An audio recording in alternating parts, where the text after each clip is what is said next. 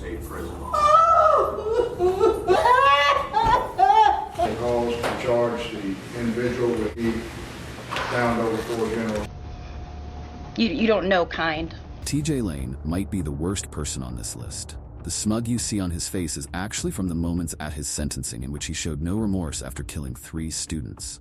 Daniel Parmertor, Russell King Jr., and Demetrius Hewlin.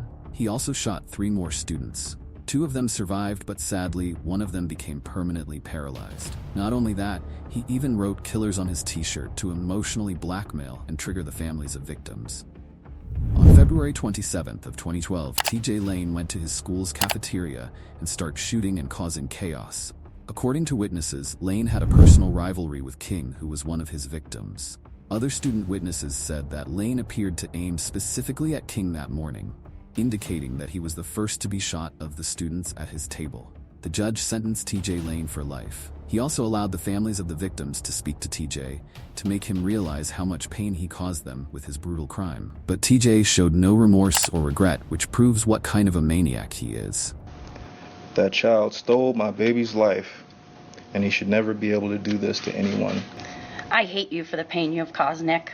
You chased him down the hall and fired the last bullet that paralyzed him. Why? Why did you do it? Why? Why would you want to hurt him? You don't know kind. You're evil. I will have to eventually forgive you. Otherwise, you will haunt me. You will never, ever be in my thoughts after this. Her mother's cry will make you emotional and feel guilty. Sentence you to 20 years in state prison.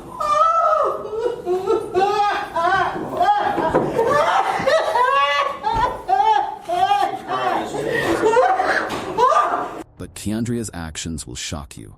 She was only 18, but her crime was much bigger than her age. In year 2017, Kiandrea Cook, along with her boyfriend Kendrick Bass, committed crimes together. They used dating apps to lure people to meet up and then rob them. In addition, they also used the dating apps for carjacking. However, they ran out of luck and things quickly got out of hands when they shot Emmanuel Purcell. According to reports, in March 22nd of 2017, detectives stated that Ky'Andrea used a dating app to lure Perry Nita from Palm Coast to South Daytona with talk of sex and marijuana. Later, Nita himself invited Emmanuel to come along with him. However, Ky'Andrea and her boyfriend had set them up for a carjacking. Upon meeting with them, Ky'Andrea told Nita she had to get money and left before returning to the vehicle, only for a masked man to climb into the back seat and point a gun with a laser sight at Nita. The masked man told Nita to exit the pickup truck, but Emmanuel Purcell pushed the man out, causing the gunman to fire the firearm twice, the bullet striking Emmanuel's stomach. The masked man was Ky'Andrea's boyfriend. The couple didn't stop there, because the investigators have stated both Ky'Andrea and her boyfriend teamed up for another carjacking 2 days later after this incident. They were caught and brought to justice. At first, Ky'Andrea was sentenced to 20 years jail time, which caused her mother to collapse in court. Indicate you guilty of all 3 charges. Sentence you to 20 years in state prison.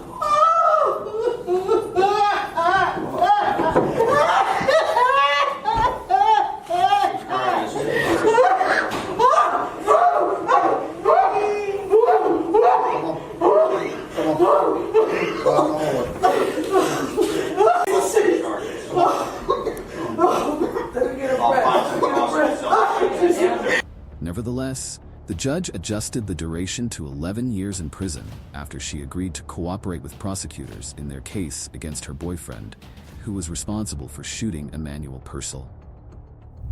While her boyfriend, Kendrick Bass, received a 20-year sentence and will be released in December of 2037. Still to this day, people argue about Jacob Morgan's case, whether he was responsible for the killing his baby brother or it was an accident. People also claim Morgan is autistic and has bipolar disorder, which makes him innocent. Even his parents defended him and stated the same thing.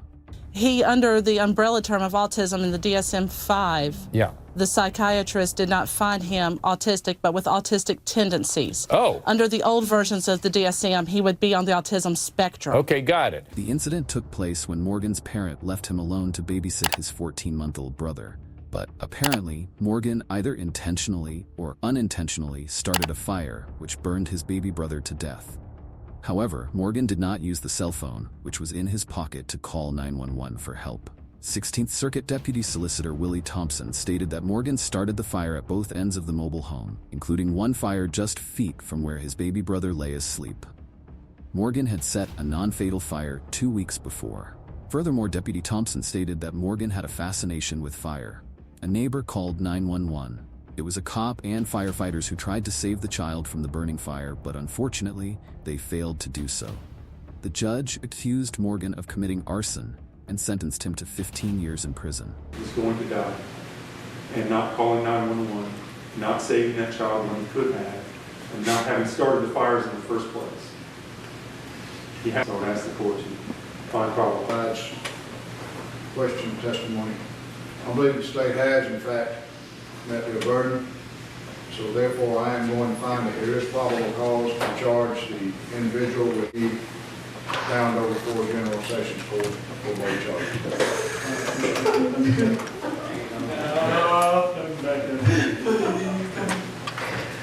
Although Morgan pleaded guilty but has never admitted guilt in the fire near Rock Hill, where his baby brother lost his life. He even tried to save his brother and enter inside the fire to get him out, but his neighbors prevented him for his safety. Despite of his 15-year sentence, Morgan did only 7 years and was released from jail. Now he will live out the remainder of his parole under the care of his parents. What do you think happened? Are his parents to blame for living their autistic alone to babysit his younger brother?